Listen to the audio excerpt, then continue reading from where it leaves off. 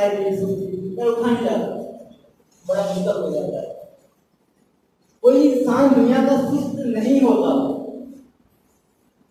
बड़ा जीवन निकल होने लगा। कोई इंसान दुनिया का सुस्त नहीं होता, उसका गोल छोटा होता है जो उसको सुस्त बना देता है।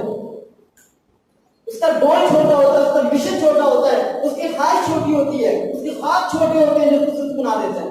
आपका ख्वाब है कि यार स्कूल जाना है, पढ़ना है, ठीक है, छोटा ख्वाब है।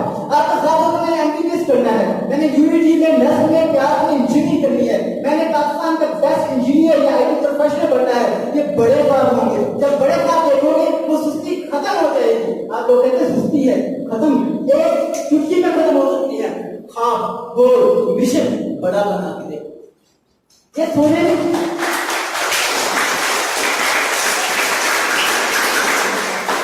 ये ख्वाब, ये मिशन, ये स्टेटमेंट, ये जो ख्वाहिश आपने की, ये जितनी